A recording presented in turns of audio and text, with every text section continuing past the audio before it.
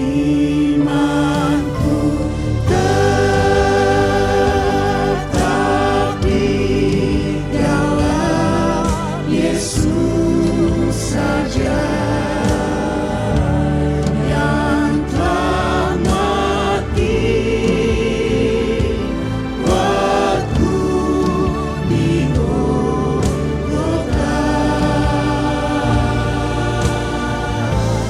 Ku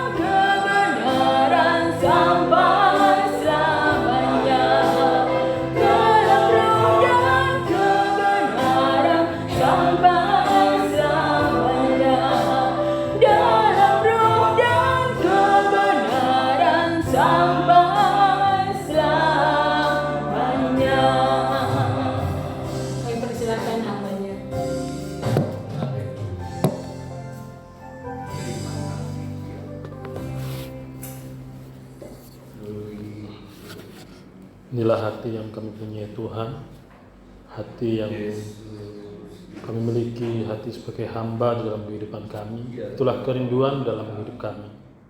Ampuni ketika dalam kehidupan kami seringkali kami lupa akan Tuhan, sehingga dalam hati kami belum bisa menjadi hamba-hamba yang baik di hadapan Tuhan. Biarlah Tuhan Kau sendiri akan mengampuni, melayakkan kami dan memampukan kami untuk kami tetap menjadi hamba-Mu yang setia di dalam segala kehidupan kami. Kalau sebentar kami akan bersama-sama merenungkan firman-Mu, biarlah firman-Mu menjadi teladan, firman-Mu menjadi tuntunan, pedoman dalam kami menjalani hari-hari kami. Dalam nama-Mu Tuhan kami Yesus Kristus kami berdoa. Amin. Oke, silakan duduk. Selamat malam Ibu-ibu dan Bapak. Selamat tahun baru ya, meskipun sudah berjalan hampir 1 bulan. Sudah 23 hari kita lalui ya, 23 hari ya, betul. 23 hari kita lalui. Bagaimana pengalaman Ibu-ibu, Bapak di sini selama 23 hari di tahun 2025? Adakah perubahan, adakah perbedaan dari tahun 2024? Ataukah tetap sama? Sama-sama masih mengalami, ya masalahnya sama seperti tahun 2024 atau 2023 yang lalu. Ya, pastinya saya percaya bahwa setiap kita memiliki pengalaman-pengalaman di dalam kehidupan kita. Di awal-awal tahun ini mungkin pengalaman suka atau duka dalam perjalanan kita. Ya, itu semua hanya oleh karena kemurahan Tuhan kita boleh menjalani di tahun 2025 ini ya. Mungkin kita mengawali tahun dengan duka cita atau kita mengawali tahun dengan sukacita. Kita boleh tetap percaya bahwa tahun-tahun yang akan kita lalui tetap dalam pegangan tangan Tuhan. Tuhan tidak pernah meninggalkan kita, Tuhan tidak pernah melepaskan kita. Kita tetap yakin dan percaya bahwa tahun ini, tahun ke depan, bahwa semuanya ada di dalam genggaman tangan Tuhan. Jadi kita tetap percaya. Ya. Saya pada malam hari ini akan membagikan renungan firman Tuhan. Ya, kalau mungkin ibu-ibu atau saudara dan bapak, saudara semua di sini yang hadir ya, kita pernah memiliki atau pernah mendapatkan istilahnya wasiat. Siapa di sini ibu-ibu yang pernah mendapatkan wasiat, entah itu dari nenek, kakek, atau mama, papa, atau orang tua, siapapun? Siapa yang pernah mendapatkan wasiat? Tidak ada yang pernah mendapatkan wasiat. Saya juga nggak pernah mendapatkan wasiat. Ya, wasiat adalah sesuatu pernyataan atau perkataan terakhir yang diucapkan oleh orang tua atau orang terdekat kita ya, ibu-ibu ya. Orang terdekat kita biasanya itu orang tua atau orang tua kekasih kita, orang tua kita atau nenek kakek kita memberikan wasiat atau pesan-pesan kata-kata terakhir kepada anak, cucu atau kepada siapapun untuk melakukan ini dan itu. Mungkin kalau kita yang percaya kepada Tuhan, mungkin orang tua atau nenek kita mengatakan bahwa memberikan wasiat tetap setia kepada Tuhan. Mungkin kakek atau orang tua tidak bisa memberikan apa-apa, yang saya berikan hanya perkataan untuk tetap setia kepada Tuhan, jangan pernah goyah, tetap memiliki iman kepada Tuhan. Mungkin itu dalam kehidupan kita. Kalau saya sendiri belum pernah dan tidak pernah mendapatkan wasiat atau perkataan-perkataan dari orang tua saya yang sudah nggak ada. Saya nggak pernah mendapatkan wasiat. Jadi wasiat itu adalah suatu pernyataan atau perkataan yang mungkin menjadi pegangan dalam kehidupan kita. Saat kita mendapatkan wasiat itu kita akan memegang erat itu. Kita akan tetap istilahnya memegang perkataan-perkataan dari orang tua atau saudara kita untuk supaya kita istilahnya menepati, dalam bahasa Jawanya itu ngopeni, nguri-nguri dari wasiat dari orang tua atau nenek kita. Pada malam hari ini saya akan membagikan renungan firman Tuhan, yaitu di dalam Ulangan pasal yang ke-31. Ulangan pasal yang ke-31 kita akan membacanya. Saya akan bacakan untuk kita Ulangan 31 ayat yang pertama sampai yang ke-8. Ulangan 31 ayat yang pertama sampai yang ke-8 saya akan membacakan. Kemudian pergilah Musa lalu mengatakan segala perkataan ini kepada seluruh orang Israel. Berkatalah ia kepada mereka, "Aku sekarang berumur 120 tahun. Aku tidak dapat giat lagi, dan Tuhan telah berfirman kepadaku, Sungai Yordan ini tidak akan kau seberangi. Tuhan, Allahmu, dialah yang akan menyeberangi di depanmu. Dialah yang akan memunahkan bangsa-bangsa itu dari hadapanmu, sehingga engkau dapat memiliki negeri mereka. Yosua, dialah yang akan menyeberang di depanmu, seperti yang difirmankan Tuhan. Dan Tuhan akan melakukan terhadap mereka seperti yang dilakukannya terhadap Sihon dan Og, raja-raja orang Amori yang telah dipunahkannya itu, dan terhadap negeri mereka. Tuhan akan menyerahkan mereka kepadamu, dan haruslah kamu melakukan kepada mereka tepat seperti perintah yang kusampaikan kepadamu. Kuatkan dan teguhkanlah hatimu, janganlah takut dan jangan gemetar karena mereka, sebab Tuhan Allahmu, dialah yang berjalan menyertai engkau.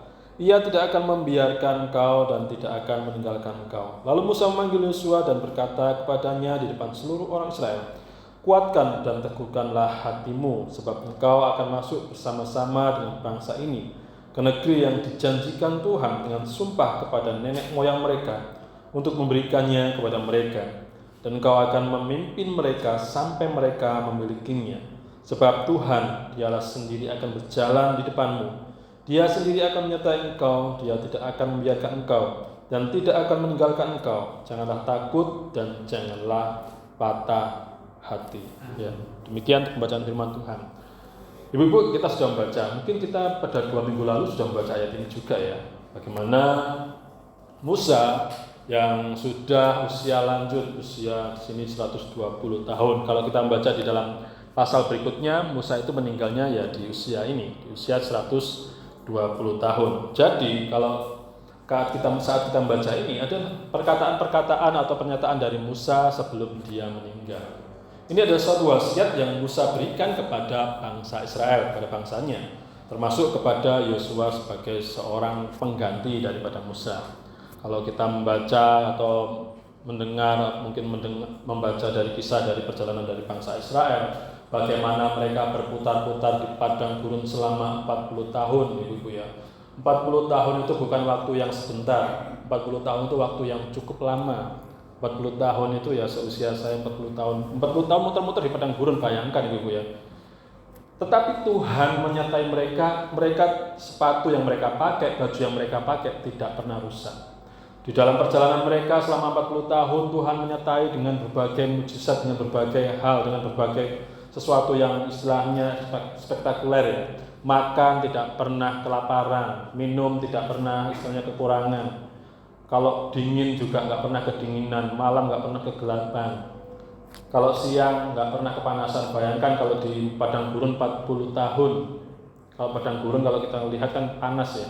Tetapi mereka tidak mengalami kepanasan karena Tuhan menyertai mereka selama dalam perjalanan. Kalau siang ada tiang awan yang menaungi mereka dari terik matahari. Kalau malam ada tiang api yang memberikan kehangatan juga memberikan penerangan. Banyak sekali yang Tuhan nyatakan kepada bangsa Israel. Banyak sekali segala sesuatu yang Tuhan nyatakan dan Tuhan berikan kepada bangsa Israel secara istilahnya cuma-cuma. Tuhan memberikan, Tuhan menuntut mereka. Tetapi kalau kita melihat dari perjalanan bangsa Israel, mereka tidak istilahnya bisa benar-benar percaya kepada Tuhan. Mereka masih saja mengeraskan hati. Mengeraskan, kalau di dalam tulisan-tulisan lainnya adalah mereka bersetegang leher dengan Tuhan. Mereka masih kokoh atau kukuh dengan kehidupan mereka. Di dalam pernyataan dari Musa ini, bagaimana Musa yang sudah tua, yang sudah lanjut usia, ya kan, dia memberikan, seperti saya katakan tadi, adalah wasiat. Ya. Ini adalah wasiat atau pernyataan-pernyataan Musa kepada bangsa Israel, kepada Yosua juga khususnya. Yosua yang masih muda, dia harus memimpin bangsa Israel yang tegak tengkuk, memimpin bangsa Israel yang istilahnya keras kepala, memimpin bangsa Israel yang tidak hanya mereka melawan manusia, Tuhan pun mereka lawan, Tuhan pun mereka tentang. Bagaimana Yosua yang masih muda bisa memimpin mereka? Ini adalah suatu keraguan, pasti Yosua memiliki keraguan. Yosua yang masih muda pasti memiliki ketakutan. Mosok bisa yang saya masih muda memimpin bangsa yang besar, memimpin bangsa yang istilahnya keras kepala, memimpin bangsa yang Musa saja yang tua aja dilawan, Tuhan aja dilawan, apalagi manusia seperti saya masih muda. Itu adalah mungkin menjadi pergumulan daripada Yosua, pergumulan dalam kehidupan Yosua. Sehingga sebelum Musa memanggil Yosua, Musa menyampaikan hal ini, menyampaikan suatu pernyataan kepada bangsa Israel untuk supaya mereka mendapatkan kekuatan. Di sini menyatakan kalau kita membaca di dalam ayat yang ke-6 dan 7, bagaimana ini adalah ayat yang pastinya ketika diulang-ulang ada sesuatu yang penekanannya adalah sesuatu yang sangat penting. Bagaimana Musa menyatakan bahwa kuatkan dan teguhkanlah hatimu. Ayat yang ke-37, ayat yang ke-7, kuatkan dan teguhkanlah hatimu. Inilah pernyataan Musa kepada bangsa Israel dan kepada Yosua. Bagaimana mereka yang mungkin mereka istilahnya saat sudah 40 tahun bersama dengan Musa, dalam suka dan duka mereka bersama dengan Musa harus meninggalkan mereka. Dan bagaimana Yosua yang masih muda harus menggantikan Musa, pastinya dia memiliki pergumulan dalam kehidupannya, pergumulan yang mungkin kurang yakin, kurang pede, kurang berani atau lain sebagainya. Tetapi Musa memberikan kekuatan pernyataan di saat-saat terakhir Musa untuk supaya mereka atau Yosua memiliki iman yang kuat dan teguh di hadapan Tuhan. Bagaimana dalam kehidupan dari Yosua yang masih muda, dia harus memiliki kekuatan iman yang teguh. Bagaimana dia harus memimpin bangsa yang besar, menyeberangi menuju ke tanah yang dijanjikan oleh Tuhan. Mengapa di sini Musa mengatakan bahwa dia tidak akan pernah bisa atau tidak akan pernah menyeberangi Sungai Yordan? Karena sesuatu yang telah terjadi di dalam perjalanan ya. Kalau kita membaca di dalam sebelum-sebelumnya bagaimana Musa yang karena istilahnya ketegaran hati dari bangsa Israel sehingga Musa melakukan yaitu memukul batu yang seharusnya tidak dipukul keluar air, tetapi karena kejengkelan dari Musa memukul batu dan keluar air. Sehingga dari situ Tuhan melihat bahwa Musa istilahnya belum bisa istilahnya menahan emosinya. Dan di sini dalam perjalanan ini bagaimana Tuhan melalui Musa untuk menunjuk Yosua supaya memimpin di dalam perjalanan dan memberikan suatu kekuatan iman. Bagaimana di dalam gereja kita juga boleh diberikan tema yaitu teguh dalam iman. Ini juga yang dicatatkan Musa kepada Yosua dan bangsa Israel supaya mereka memiliki keteguhan iman, hati yang tetap percaya, kuat di dalam mereka menjalani kehidupan, kuat di dalam bangsa Israel maupun Yosua untuk menjalani ke depannya. Karena mereka tidak pernah tahu bangsa yang ada di depan mereka. Kalau kita melihat di dalam perjalanan dari bangsa Israel, kalau kita membaca ayat-ayat selanjutnya, mereka harus menghadapi bangsa yang kuat, bangsa yang istilahnya kalau 12 pengintai menyatakan yang sebelum mengatakan bahwa mereka itu besar-besar. Kalau kita dibandingkan mereka, kita itu seperti belalang, kita tidak ada apa-apanya. Karena ketakutan yang mereka miliki, tetapi oleh dua orang Kaleb dan Kaleb, akhirnya mereka meyakinkan bahwa bangsa ini adalah bangsa yang dimana Tuhan sudah menyerahkan kepada kita sehingga kita mampu untuk menghadapinya. Dalam perjalanan daripada Yosua, kalau kita melihat itu tidak gampang. Wasiat yang sudah diberikan kepada Yosua oleh Musa itu bukan serta-merta membuat Yosua juga yakin dan percaya, membuat bangsa Israel berbalik dan percaya 100% kepada Tuhan. Tidak. Dalam perjalanan berikutnya, wasiat yang sudah diberikan Musa ini, mereka belum bisa istilahnya menjaga 100% taat setia kepada Tuhan. Bagaimana dalam pergumulan dalam kehidupan kita, mungkin kita sudah mendapatkan wasiat, mendapatkan sesuatu pernyataan dari orang tua kita ataupun dari kekasih kita yang sudah mendahului kita. Mungkin menguatkan dalam kehidupan kita untuk supaya kita kuat, untuk supaya kita tabah, untuk supaya kita tetap mampu menjalani tahun-tahun yang akan kita lalui. Tapi pada kenyataannya apakah kita selalu juga taat dan setia kepada Tuhan? Mungkin banyak ya di tahun-tahun yang telah kita lalui, banyak sekali tantangan-tantangan yang sudah kita lalui. Kalau manusia hidup itu tidak pernah lepas dari namanya masalah ya. Kalau manusia yang masih hidup pasti akan selalu ada masalah-masalahnya. Nggak tahu itu masalah kecil, masalah besar. Nggak tahu masalahnya yang kemarin sudah selesai atau belum, bertambah lagi. Pasti akan selalu ada. Sehingga bagaimana dalam kehidupan kita, apakah kita tetap memiliki iman dan teguh di dalam Tuhan, dalam pengiringan kita. Seperti di mana Yosua atau Musa memberikan suatu nasihat kepada Yosua untuk supaya dia bertahan, dia memiliki iman yang kuat dan teguh. Supaya di dalam ayat 8 di sana menyatakan bahwa sebab Tuhan dia sendiri akan berjalan di depanmu, dia sendiri akan menyertai engkau, dia tidak akan membiarkan engkau dan tidak akan meninggalkan engkau. Janganlah takut dan janganlah patah hati. Mungkin saja Musa melihat atau mendengar Yosua ragu-ragu ya. Ragu-ragu bagaimana bisa memimpin bangsa yang besar, bagaimana bisa memimpin bangsa yang istilahnya keras. Inilah keraguan yang dimiliki oleh Yosua dan bangsa Israel, sehingga Musa di sini menyatakan bahwa sebab Tuhan, Dia sendiri akan berjalan di depanmu, Dia sendiri akan menyertai engkau, Dia tidak akan membiarkan engkau dan tidak akan meninggalkan engkau. Janganlah takut dan janganlah patah hati. Saat kita membaca ayat ini, ibu-ibu ya, ayat ini juga berlaku dalam kehidupan kita. Bagaimana Tuhan yang selalu ada di depan kita, Tuhan yang selalu dalam setiap perjalanan kehidupan kita, Dia tidak pernah meninggalkan kita. Dia yang selalu menguatkan dan Dia yang selalu menuntun kita. Mungkin dalam keraguan iman kita, dalam istilahnya keraguan dalam kita menjalani tahun-tahun kita. Di tahun 2024 yang sudah kita lalui, mungkin banyak sekali istilahnya permasalahan ataupun pergumulan hidup. Dan di tahun 2025, permasalahan itu mungkin masih tetap mengikuti kita. Ya. Permasalahan tidak hilang, masih tetap saja.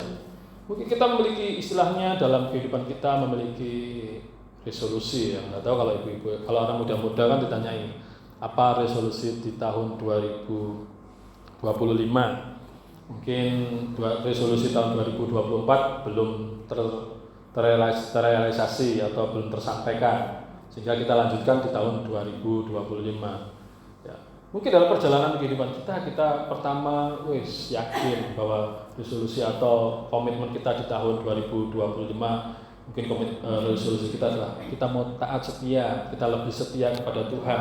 Saya mau lebih istilahnya rajin datang ke gereja, rajin datang dalam persekutuan. Mungkin di tahun 2024 kita juga memiliki komitmen itu atau resolusi itu dan belum terrealisasikan. Kita melanjutkan di tahun 2025. Setiap komitmen atau resolusi yang kita sampaikan mungkin itu ada sesuatu yang bagaimana kita harus menghidupinya, bagaimana kita harus benar-benar menjalaninya.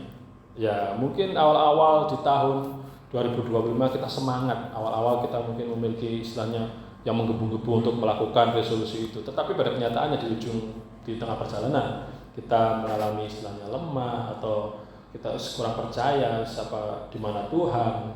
Ya, seringkali kan manusia menyatakan bahwa saat mengalami masalah bertanya kepada Tuhan, bagaimana dengan kehidupanku, Tuhan, di mana engkau? Kadang manusia itu tidak pernah lepas dari setiap istilahnya grundel atau bersulap di dalam kehidupan kita.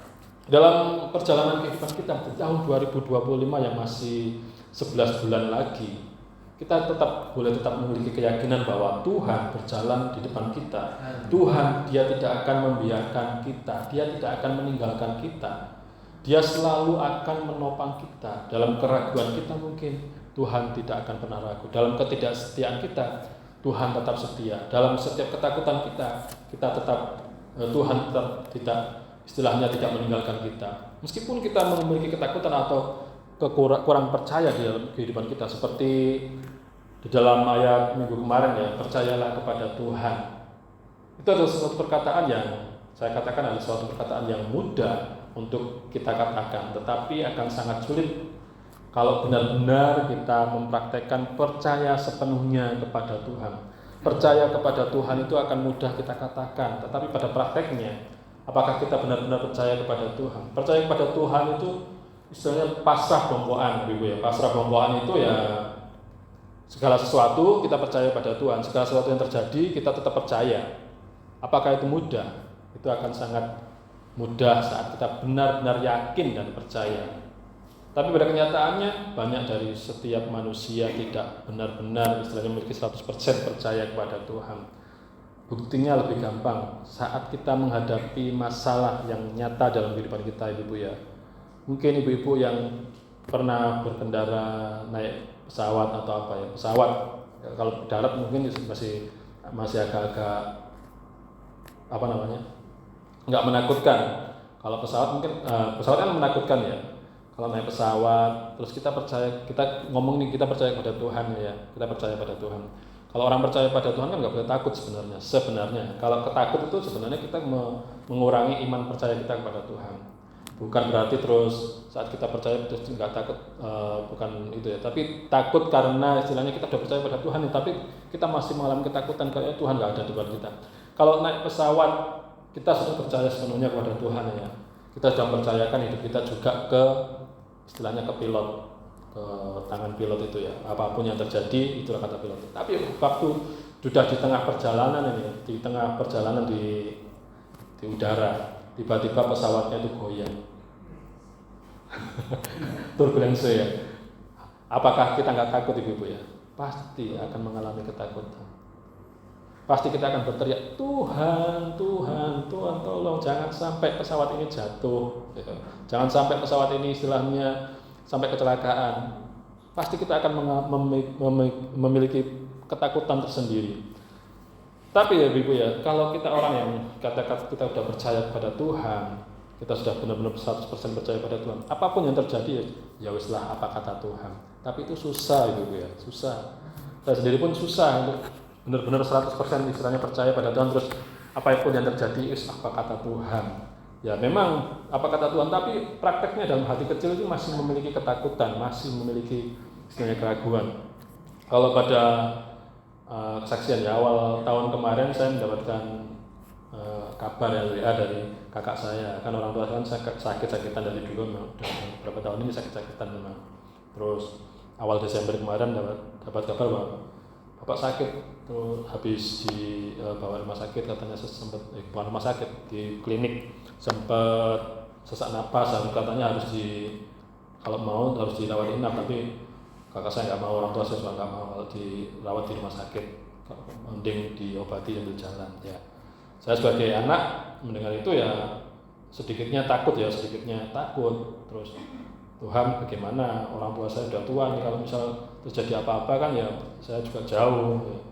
Apalagi bulan awal Desember itu adalah awal-awal yang begitu sangat ya, tahu sendirilah kalau di gereja ya, persiapan banyak, apalagi sebagai pembantu dekorasi juga, pembantu perlengkapan dan lain sebagainya ya.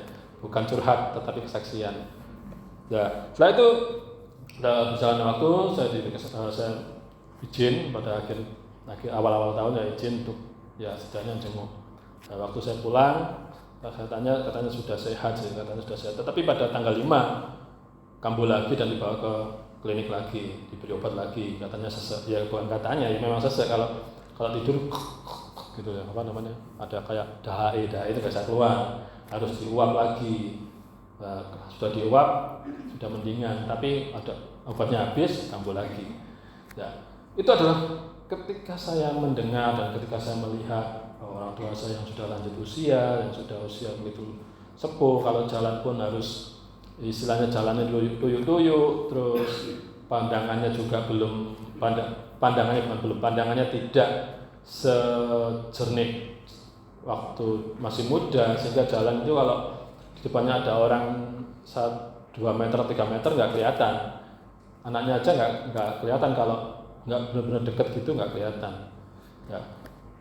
Itulah yang menjadi pergumulan dalam kehidupan saya. Apakah saya juga tidak memiliki keraguan atau ketakutan? Ya, saya memiliki keraguan, ketakutan juga. Saya menyatakan bahwa saya percaya pada Tuhan, istilahnya apapun yang terjadi, apa kata Tuhan. Tapi pada ujung-ujungnya, saat saya mendengar atau saya melihat keadaan orang tua yang saya begini, saya kadang-kadang juga memiliki ketakutan, memiliki keraguan. Tetapi apakah ketakutan dan keraguan itu harus ada? Jangan sampai ya. Saya bergumul juga dalam kehidupan saya, jangan sampai ketakutan itu mengalahkan kepercayaan kita, mengalahkan iman kita.